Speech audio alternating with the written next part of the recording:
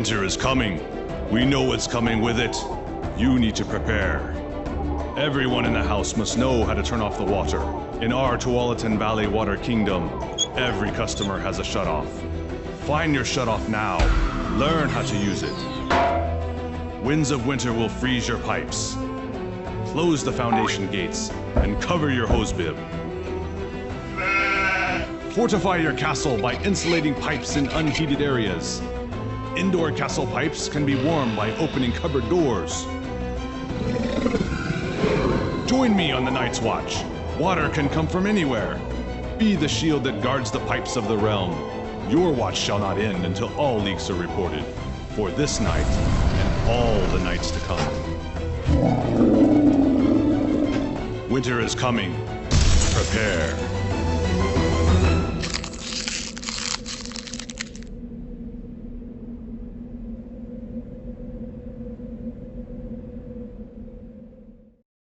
Good afternoon, everyone. My name is Justin Dyke. I'm the Tualatin Valley Water District's Communications Supervisor, and I want to thank you all for taking some time out of your afternoon or your lunchtime today to join us for our October Talkin' Water. We are going to discuss residential winter preparation, and I think the timing is going to be pretty good for this because if you looked at your weather forecast for the next couple days, those overnight temperatures are plummeting pretty quickly. So this is really timely. So thanks again for joining us.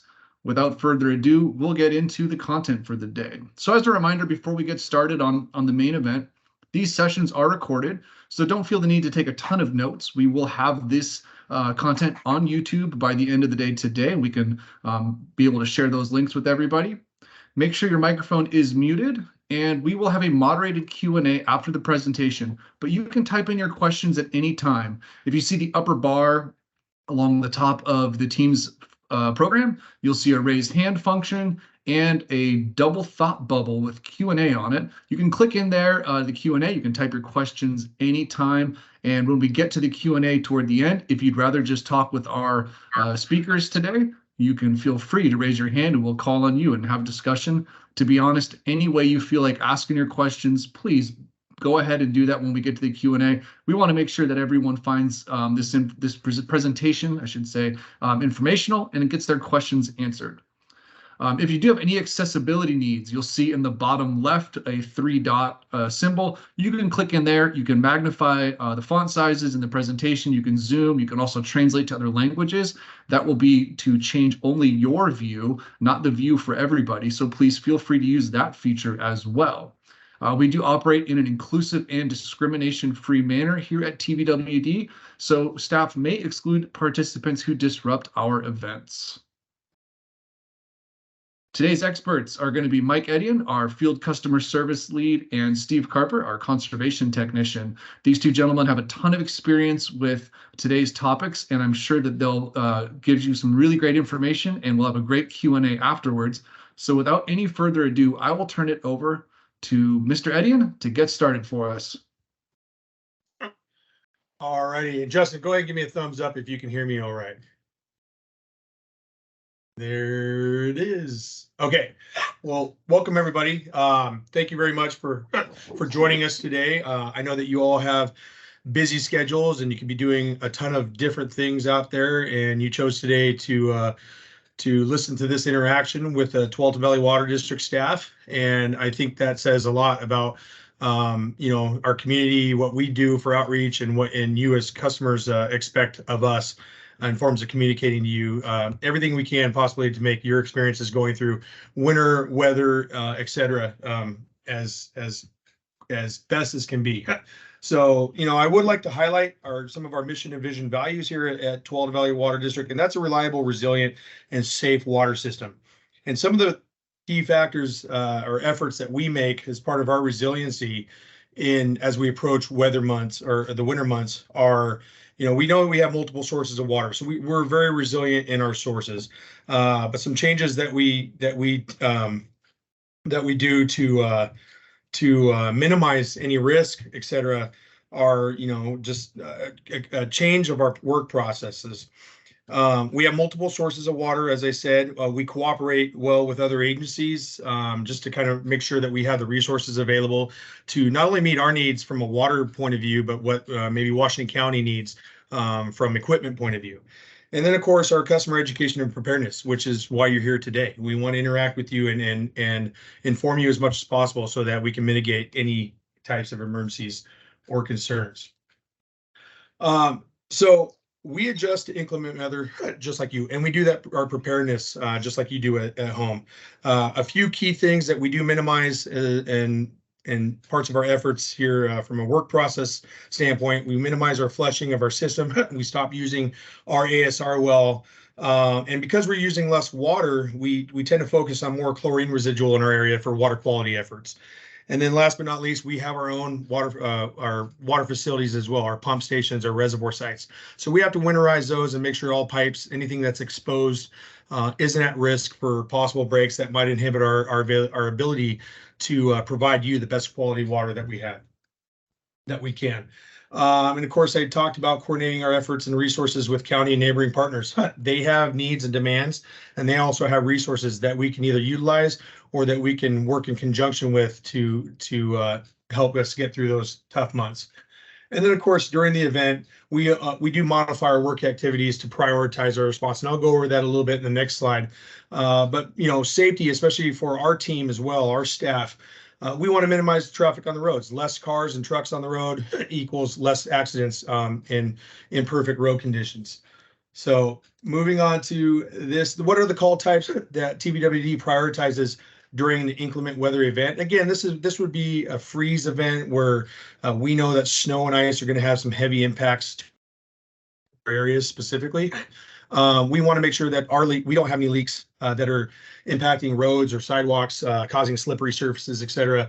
And typically the first types of calls that we will receive if we experience inclement weather are the no water calls. Those are customers that may have, they're experiencing no water into their house. They know that they're current with their payments, and they don't understand why they don't have any water. And those pipes can freeze, and that can prevent them from getting the water flowage into their house.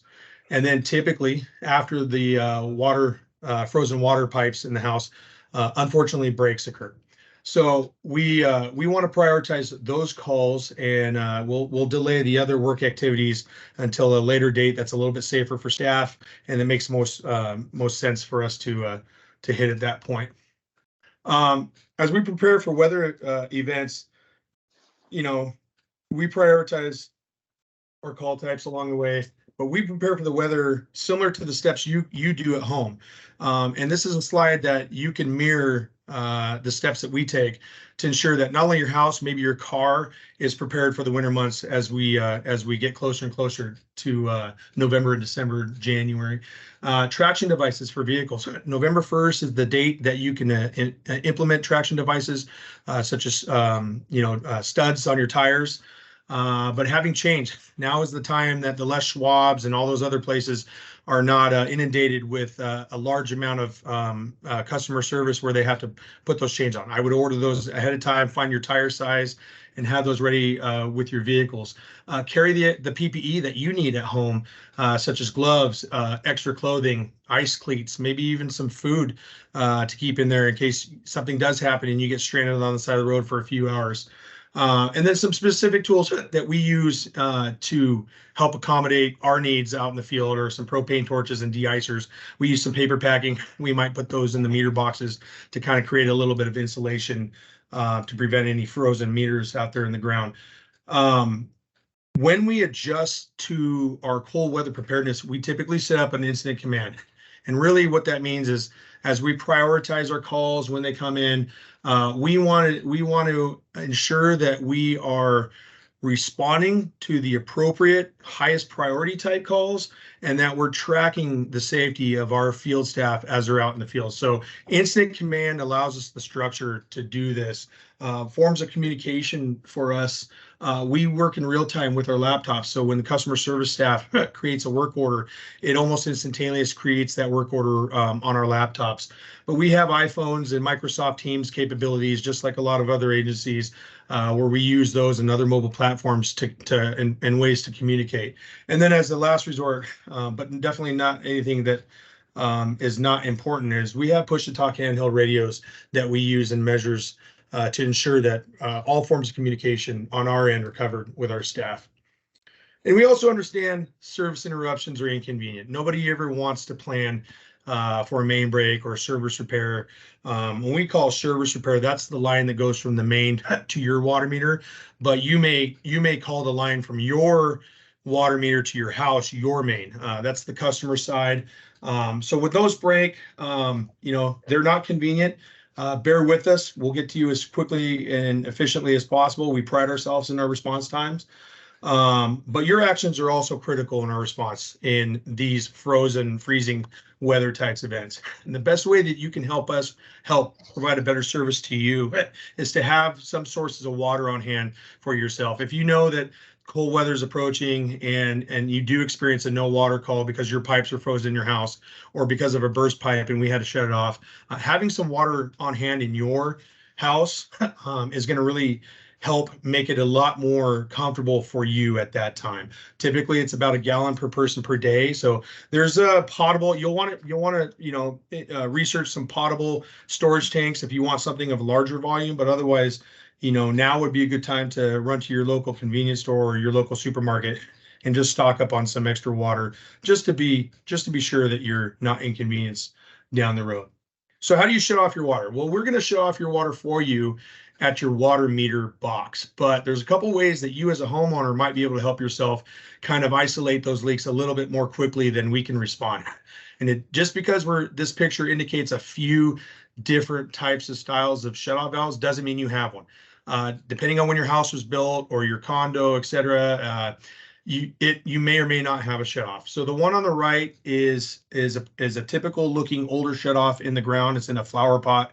The one in the middle is a ball valve style valve. You may have those in your garage. That would be typically where you're going to find them, somewhere close to maybe near where your water heater is. But you may see these styles. Now is a great time for you, if you haven't already, to research within your house what type of valve that you may have. Also, closing your foundation vents, preventing that cold air from flowing underneath your house, surrounding that cold air. Frozen exposed pipes will freeze the fastest if they are exposed to that cold air. It's kind of like the theory of a bridge. Bridges tend to freeze faster than roadways because they have the cold air that's going above them and below them. It's the same thing with your pipes, and especially if they're exposed under your house. Cover your hose bibs, insulate your pipes. Your local box stores, your local repair stores, they'll have these hose bibs. They usually fully stocked right about now, just so that you can have those. It's a good time to take your hoses off your hose bibs and go ahead and cover them with these. Steve is going to talk about draining and handling your irrigation system, so I don't want to step on his feet with that subject, but he's really informative with how to winterize your irrigation system. And then, of course, again, insulating. You see this gentleman on the bottom. He's using some foam wrap to just put around any exposed pipes on his pipes. Opening cabinet doors inside your house. Typically, your water lines, maybe in your kitchen, those lines run in correlation with one of your exterior walls, and those exterior walls of your houses are most prone or susceptible to experiencing the coldest parts. So opening those cabinet doors inside your house during really cold events will allow warmer air inside your home to create some better contact with those pipes to prevent them from freezing.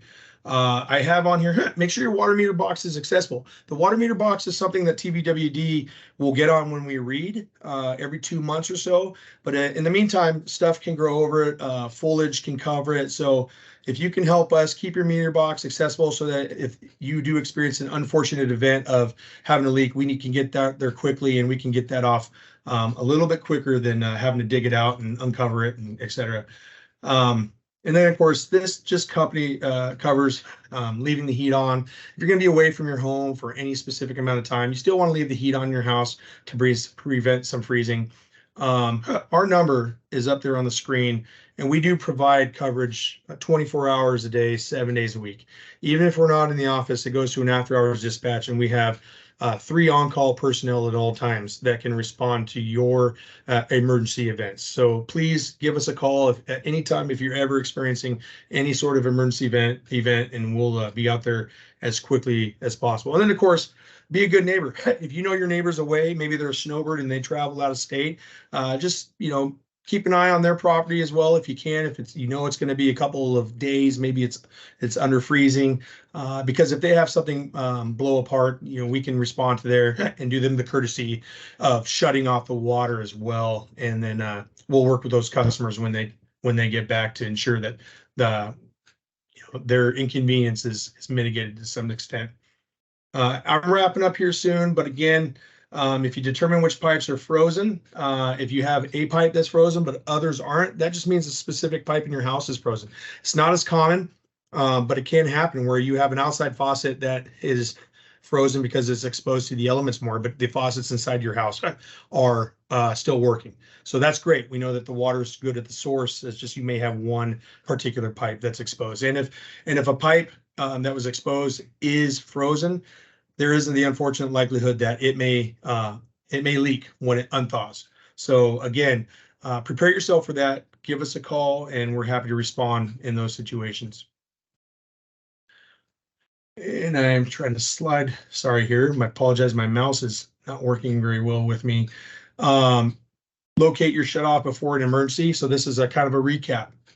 It can take 30 minutes or longer for us to arrive. That's in an extreme situation. But we typically try to arrive and we position ourselves in a way that we can respond pretty quickly. Here's our number, and I'm going to end with: do not call 911 if you are experiencing a no water or a burst pipe event. We want to make sure that our emergency response personnel are responding to the critical needs of our customers, and no water calls and water leaks are our specialty, and please just reach out to us for those types of situations. If you live in an apartment complex, try calling your office or facilities personnel prior to calling TVWD. They may have a reason why the water's off, and they may have an answer for you that we may not, and it can quickly give you an answer that you're looking for. Last but not least, like I said, we pride ourselves on efficient customer service. And if you do have the unfortunate event of having a leak occur on your residence or your premise, you'll have to follow up with a plumber, and we'll work with you to minimize any additional billing, that may occur from those types of leaks on your bill. So I believe that's my last slide. I'll go ahead and I will hand it over to Steve, and I look forward to any questions at the end of this presentation. Thank you very much for your time. Thanks, Mike. Good afternoon, everybody. I'm going to take control of the presentation here. And thanks, Mike, again for that great information on how to prepare your home, and a little bit on district operations in the winter months. For those of you that happen to have outdoor irrigation systems, it's also important to take some steps to prepare those systems so that you can also minimize the risk of freeze damage occurring there.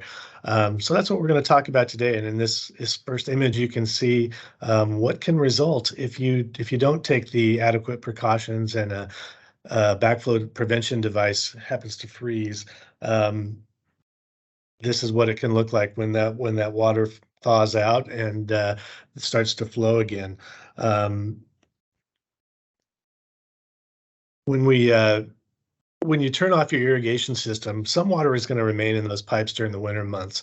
And so in a backflow device, if we don't open the valves and some of the test cocks, that water can expand and can crack the brass and lead to some costly damage. So that's the kind of thing we're going to talk about specific to backflow devices. In our area, fortunately, the frost level rarely extends to the depth of installed irrigation piping. So we don't generally recommend the use of pressurized blowout, especially for homeowners, to winterize the pipe. We rely on more of a manual approach to passively drain our systems out. Should you decide to take that approach, we just make sure and use a licensed, bonded, and insured irrigation contractor that has the training to do that properly. Also, we want to keep in mind that every irrigation system is different. You may not have all of the components that I address here today in my presentation, so I'm going to try and present kind of a one size fits all approach. And if you have questions, certainly enter them into the chat or present them to us at the end, and we'll try and address any questions that you have specific to your system if we don't cover them today.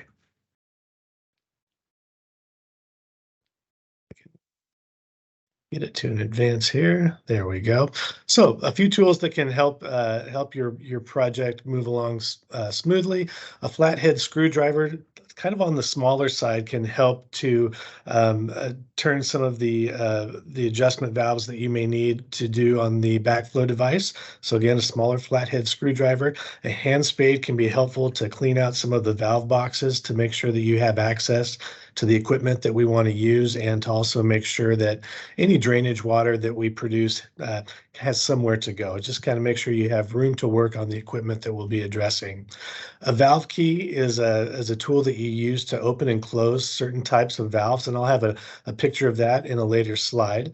A flashlight can be really useful, as we'll be working in small valve boxes that are subgrade, so a flashlight can really help illuminate the subject that you're working on.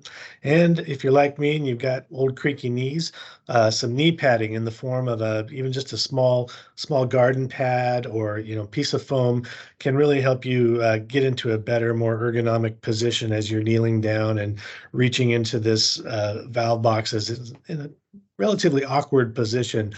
Make sure you don't come out of this activity with any new injuries or tweaks that you weren't helping for. A knee pad can really go a long ways to making this a much more comfortable exercise. So the first thing you want to do when you're thinking about winterizing your system is really familiarize yourself with the components of your system. And what I'm referring to specifically is locating the valve boxes and the utility boxes that you have around the yard in most cases that are specific to an irrigation system. And generally what that is there will be a small round valve box, as highlighted in this picture on the left, that generally will hold the isolation shutoff valve. There will be rectangular boxes that will hold the backflow prevention device, the electronic control valves that operate the individual zones of your system. So it's just good to walk around and locate all those, open up the lids, and get familiar with the equipment that's in there, so that when you go to winterize and or turn your system on in the spring, you know where to go and you know what's in the valve boxes, and you're not taken by surprise. Generally, what you will find, as you see in the image on the right, are various types of shutoff valves.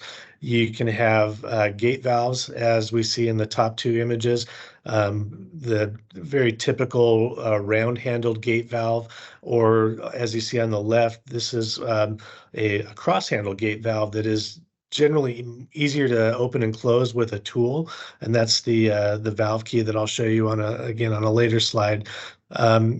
If you don't have that tool, and you can't operate this valve with your hand, if it's been a couple of years since the valve has been exercised, typically a general set of pliers can be used to get a hold of that and gently turn it left or right to open or close. Ball valves are a little bit different in that it basically, the handle is either perpendicular or parallel to the pipe.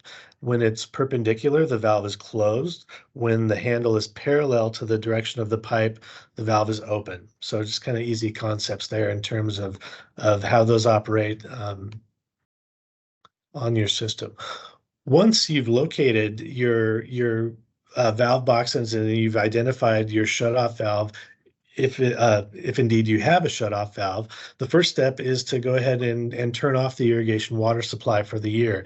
And as I mentioned, for a typical gate valve, as we see here in the center, the old premise of righty-tighty, lefty-loosey applies here. So you would turn this valve by hand to the right until you get a firm seat, and that's going to effectively shut off the flow to the irrigation system. And this is what we call a gate valve. There's actually a physical barrier that comes down and inhibits the flow of water. It's also a good idea when you're doing this operation is to take a close look at the valve. And I'm going to see if I can turn on a laser pointer here. And down here on the base of the valve, there's also a small drain plug. And it's good to know if you have this available to you, because this can give us one more easier step to make sure that we drain the system. And I'll talk about that a little bit more on a later slide. But just again, as you're operating these things, feel around and determine if you have this little cap. If you don't, it's not a big deal. We've got another workaround, but it's just again good to know what options you have available.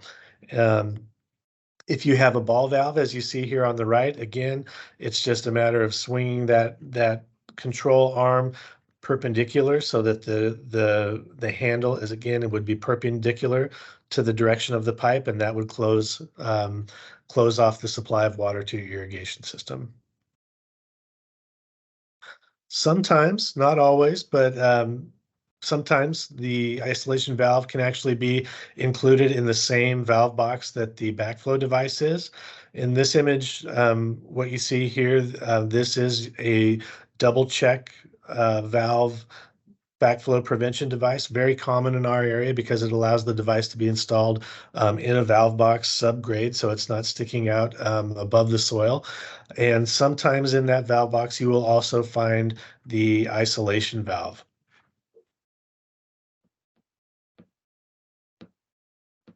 So the next step in our order of operations, once we've identified if we have a drain valve and we turned off our isolation valves, is to determine, do we actually have dedicated drain valves on the system?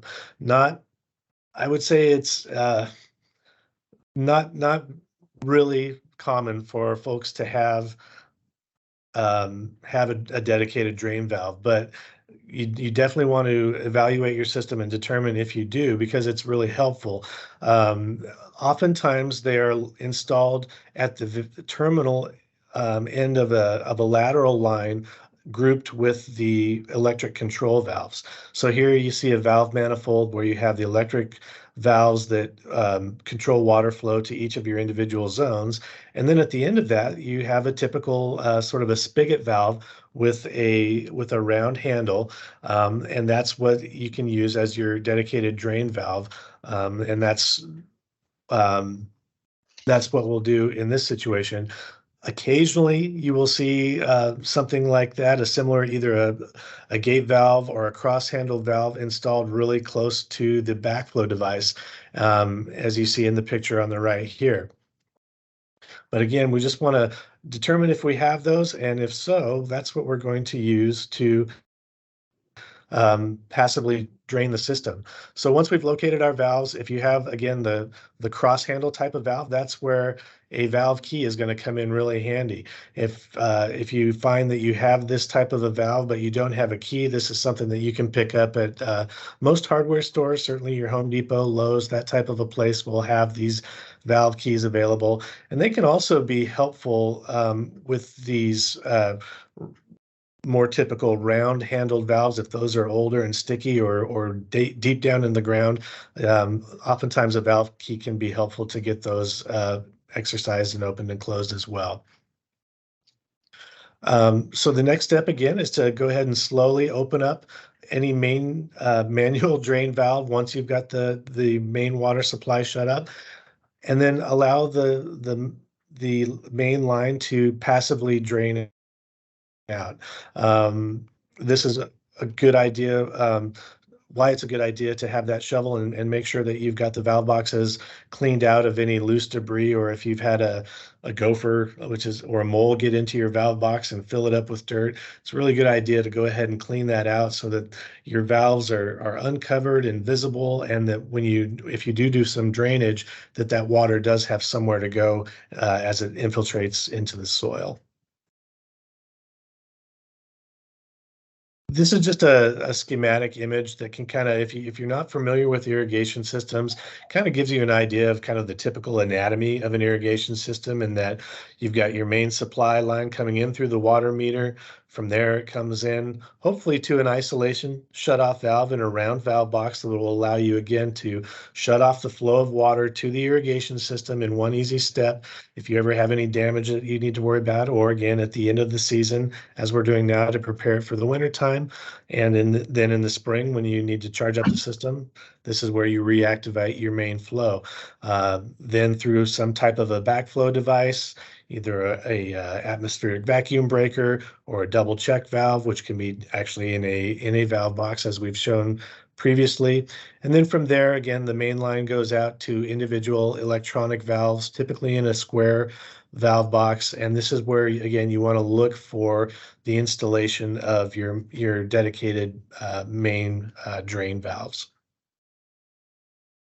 So as I mentioned, sometimes the irrigation isolation valves have this really handy little drain cap.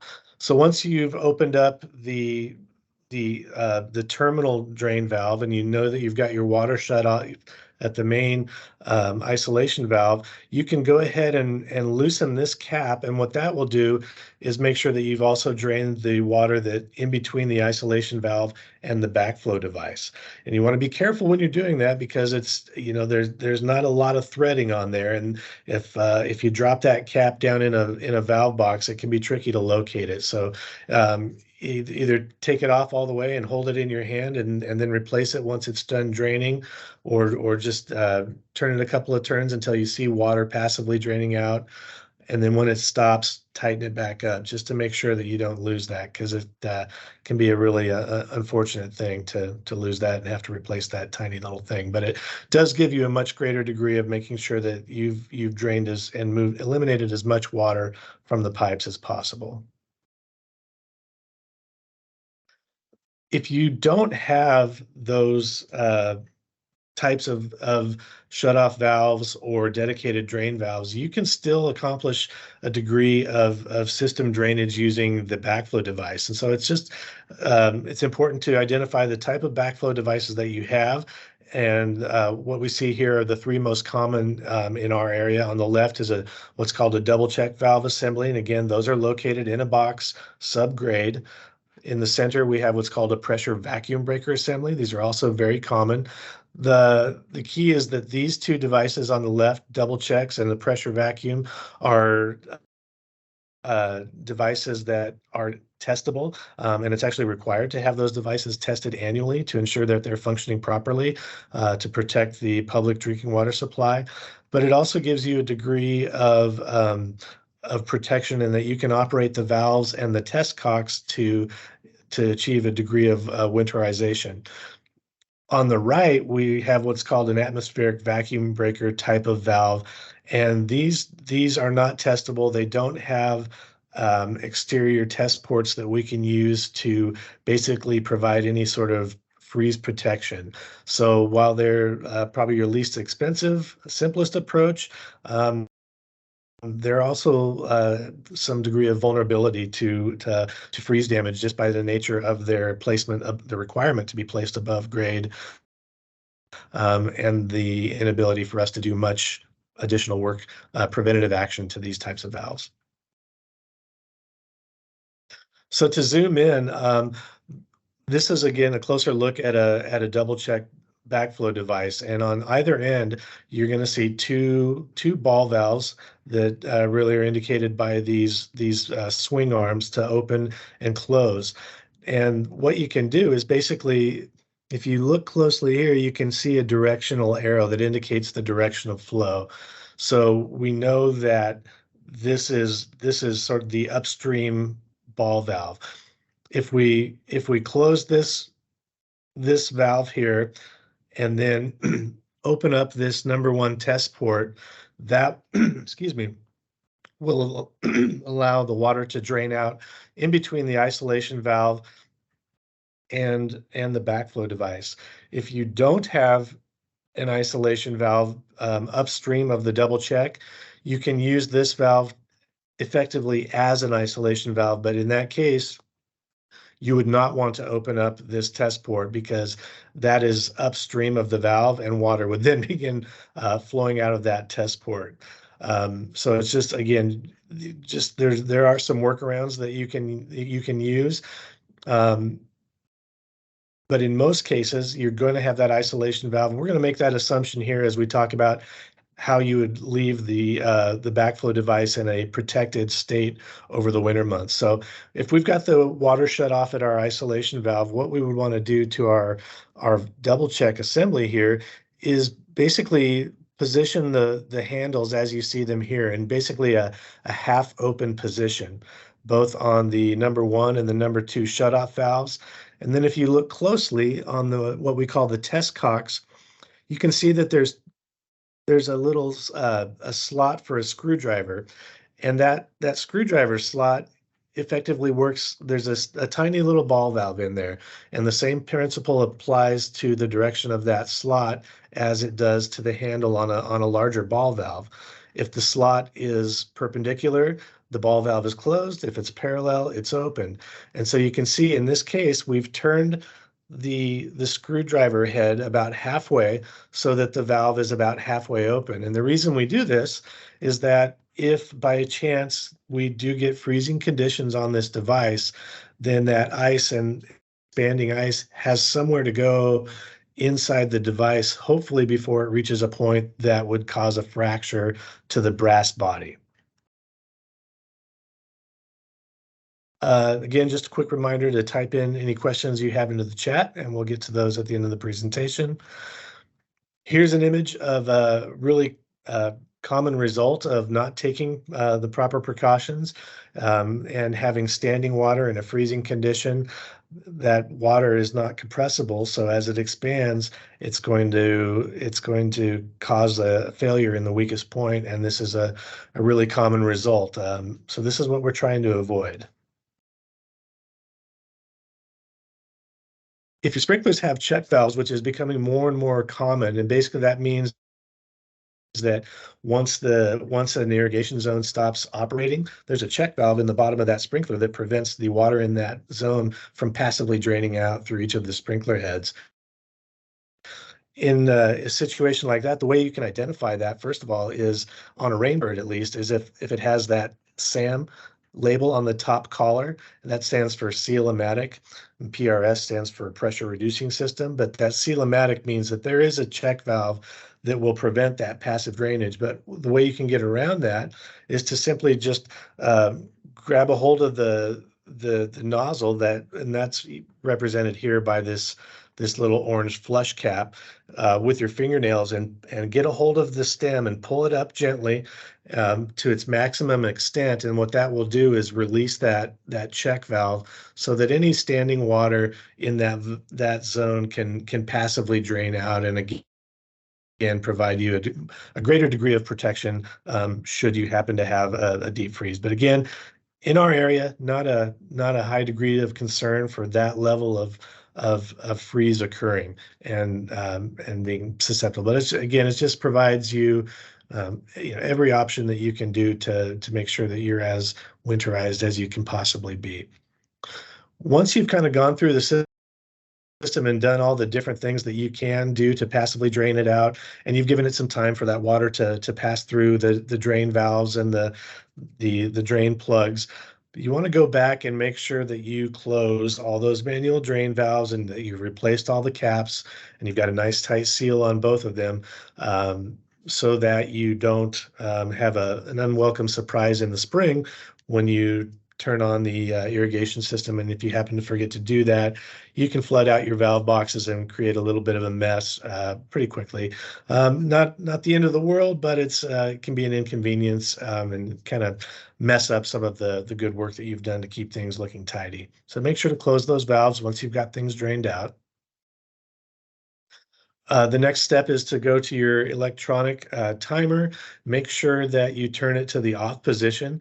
It's generally a good practice to leave the power connected so that you don't lose any of your programming. And also, if it's an outdoor controller, that heat from the transformer will help keep the enclosure warm enough to make sure that you're not getting condensation on the inside that can lead to any deterioration of your electronic components. Also, it could be a good idea to leave yourself a little a post-it note on your controller, just to make sure to remind you to verify that you've closed the test ports on your backflow device if you've left them half open. Again, if you turn on the isolation valve supply to your system and those test ports are open, and if your face happens to be down by that valve, you're gonna have a brisk surprise presented to you if you don't go back and make sure everything's closed before you reactivate the system. So leaving yourself a little note on the controller is a good idea. Next step is then to consider, do I have any exposed piping or fixtures that I want to cover with split foam wrap and duct tape is really a good approach for any of the exposed pipe that you see that's supplying this pressure vacuum breaker. And this similar to the double check valve, here you can see the two test ports on the side here, and you've got two ball valves. And in this state here, you can see that it's in the on and the functional position. The ball valves are open and the test cocks are closed. But you can do this same degree of preparation on a device like this. If you were to partially close these ball valves, partially close the test cocks, then having this portion of the assembly exposed, you should still have adequate protection in most cases to offset any freeze potential.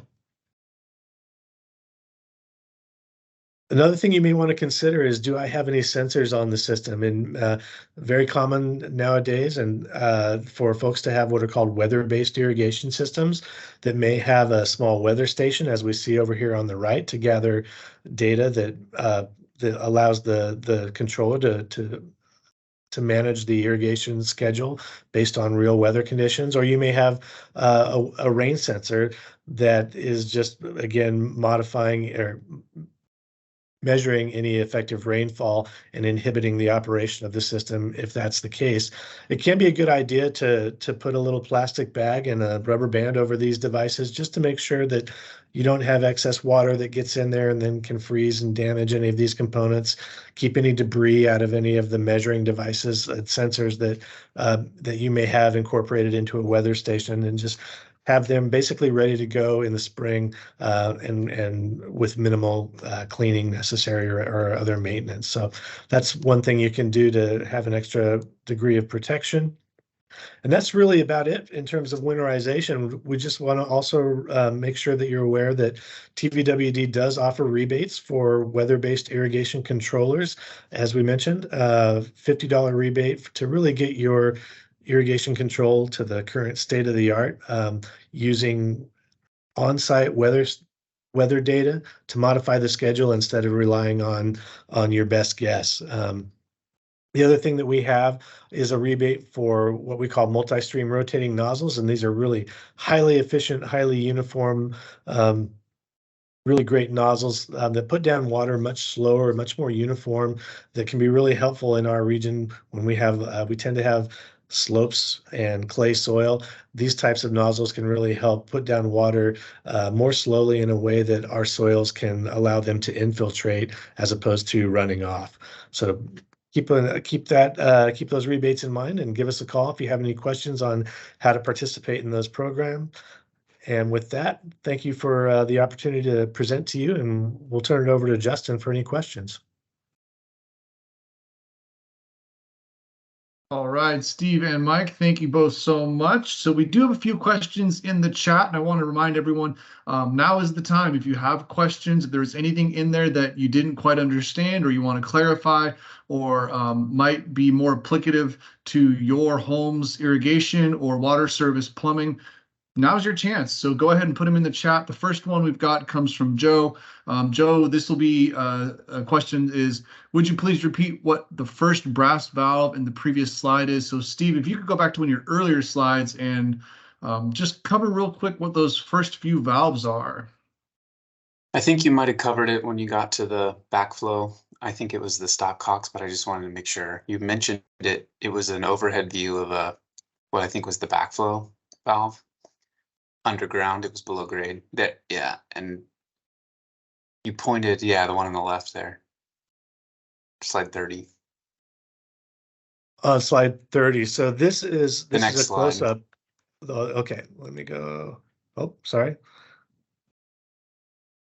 Or maybe it was 28. There you go on the left. So you This one pointed here. to one like this and mentioned something. I wondered if that's the same assembly as we were just looking at. Is that the backflow? Yes, this is a double check valve assembly, and the close-up version of that is this. This is what it would look like if you were to hold it up. And typically it's installed in this configuration so that the test ports are facing up or to the side, because as I mentioned, these devices do require annual testing. And so you want to make sure that these test ports are accessible and clean for functionality, and so that the technicians can have easy access to them on an annual basis to make sure your device is performing adequately. And then the follow-up question about that was, I assume we leave these open during the winter even after the other valves are closed. Correct, and that's a really important point, because again, particularly in the pressure vacuum breaker that happens to be above grade, leaving the test ports and the ball valves partially open. Again, if you happen to get some freeze occurring, the basically the ice inside the device has somewhere to move before it could cause any breakage. Cal, do you have anything you want to add to that? Yeah, so one additional piece of information on leaving those test ports open, you'd want to make sure that you do have the watertight caps on the top of the test port, because your valve box during the winter months is going to want to flood, most of them anyways, based on that it's at the low point in your lawn, it's below grade, so water is going to drain back to it. And so if your assembly's underwater, those test ports would be submerged. And so putting watertight fittings, or sorry, watertight caps in those test ports to make sure none of that groundwater is getting into the backflow assembly. Where can folks find those, Cal?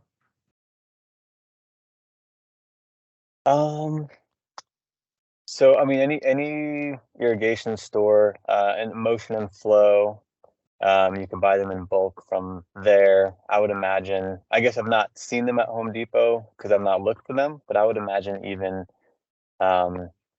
basically 1/4-inch plastic caps. I think those would be sourced even at like a Home Depot or Lowe's. Are those temporary for the winter, or are they permanent to stay on there? They're permanent, as in you can reuse them,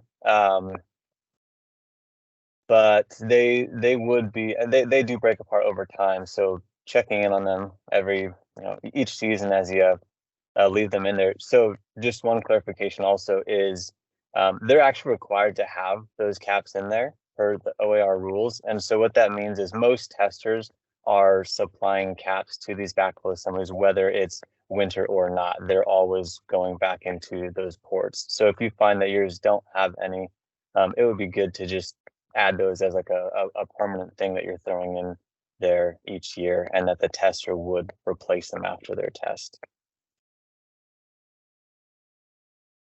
I just meant, do they stay on year round? Yes. Oh, yep. They do stay on year round. So they'll come off in an ideal world, they'll come off just for the test, and then the test replaces them. So they're off for a handful of minutes and then back in. And then one last comment, there's different types. So you can have plastic ones, there's even metal ones, to even cause like a more drip tight seal. So like anything, you can get really cheap ones and then spend a little bit more for a more quality fitting as well. Awesome. Thanks, Carl. Thanks, Steve. Joe, that was a great question. And we got a question from Sonia, who asks if we can provide a copy of the presentation. Absolutely. We can turn this into a PDF and put it on our site for these presentations. That's tvwd.org/talkinwater. As well, a reminder, we're recording this whole session. It will be on our YouTube page later this afternoon. So if there's anything you hear here or anything you want to use, if you're like me, you take these presentations on your phone, on the YouTube video, you go out and start monkeying around with your tools, and you think, oh, I need to know what Steve and Cal said. go back and watch the video. All the information will be there. Then we have another question. How do I know if my home had an irrigation system? Steve, you want to take that? Sure. Well, it would probably be pretty obvious what you would look for. Well, I would start out by walking out into my garage and looking on the wall to see if there was a little gray box that said Rainbird on it, similar to, let's see, I'm going to do some clicking around here. Bear with me. Okay, well, while I'm passing this one, I would walk through the yard, and on the perimeter of any grass, if you see these, the tops of irrigation sprinkler heads, that's going to be a key indicator outside that you've got an irrigation system. If you go out into the garage and you see something along these lines hanging on the wall, or sometimes they're mounted to the outside of the home, generally there's going to be a gray or a black cover over this device. It's about the size, a little smaller than a shoebox, but looking for something like that. And then again, the other real giveaway that you have an irrigation system are going to be backflow devices like this. If you see the atmospheric vacuum breakers or a pressure vacuum breaker, or these green valve boxes, again, now, keep in mind that folks put lots of things in irrigation valve boxes, whether it doesn't always mean it's irrigation, but if you've got round valve boxes like that with the green lids, and these other ones, rectangular 12-inch, 16-inch, 24-inch rectangular valve boxes, chances are pretty good that isn't holding the components of an irrigation system.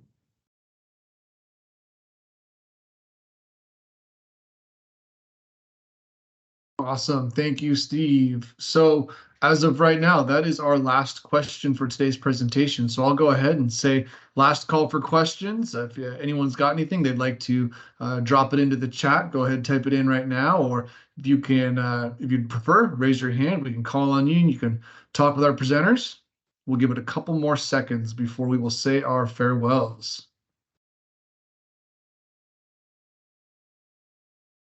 All I have a right. question.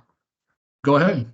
Okay, so I had a backflow device installed this past summer. That makes the second one. Can you hook up a air compressor to blow out the water in the system? Is that a possibility? Kyle, do you want to take that one for us? Yeah, I can start, and then Steve can add some additional information. So blowing out an irrigation system is a something that can be done. It is supposed to be done by someone who holds an LCB, a landscape contracting board license, being that they need to make sure they're hooking up to a specific port as well as operating under a specific pressure. So there are guidelines to basically make sure they're not pushing air back into your home's plumbing. So it's not ideal to hook up to the backflow assembly ports, because depending upon which one you hook up to, that could actually allow water to go back into your home versus just forward to the sprinkler system. So if there's a designated port downstream of the backflow assembly, that's the one intended to be hooked up to. So none of that. So it's only blowing out your sprinkler system. So if you were to find a landscape contracting company who's licensed to do so, that is an option. And Definitely. Steve, over to you for any clarification.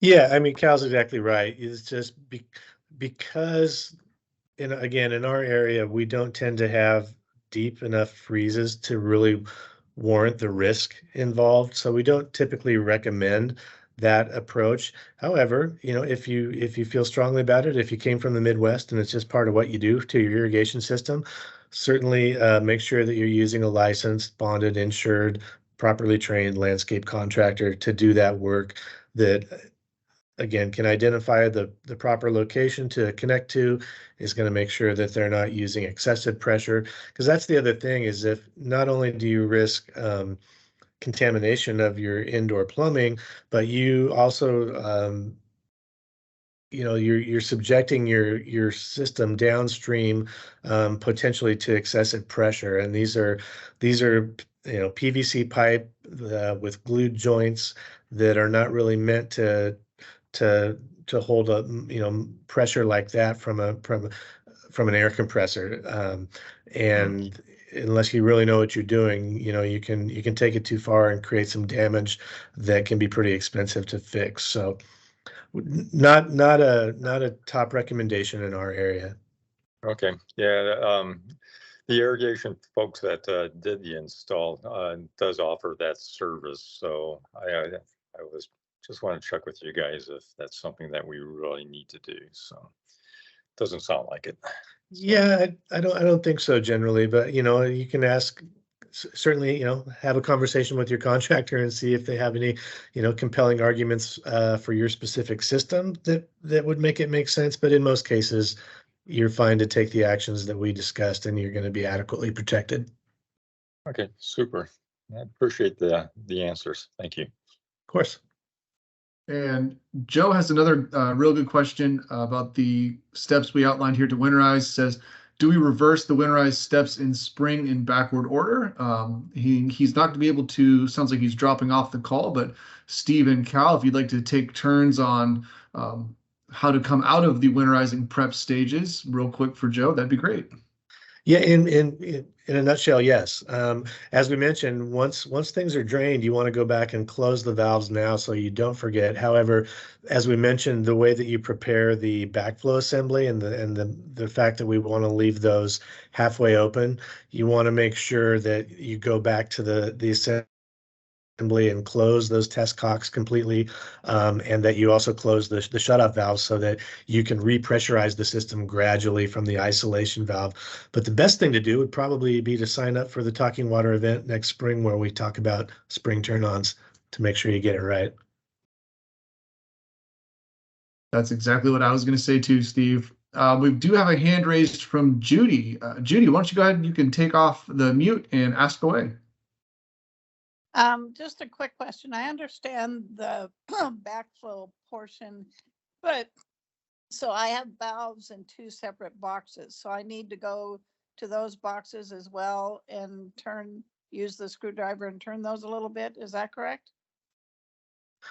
No, what we want to do is you want to go look in the other boxes too, and I'm assuming that those are the ones that contain your electronic valves that operate each zone.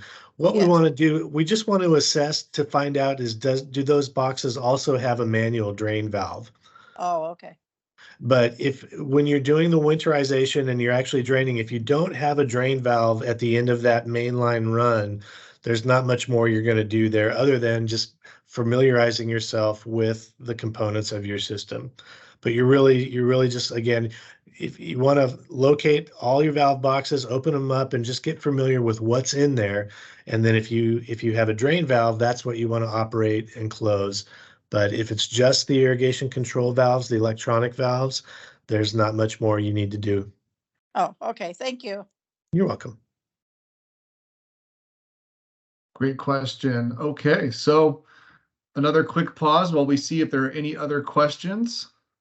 And not seeing any right now, we will go ahead and conclude today's presentation on behalf of Steve and Mike and Cal. Thanks to everyone who took some time out of their the middle of their week, out of their lunch break today, to join us to talk about prepping for the winter weather, their irrigation, your backflow systems.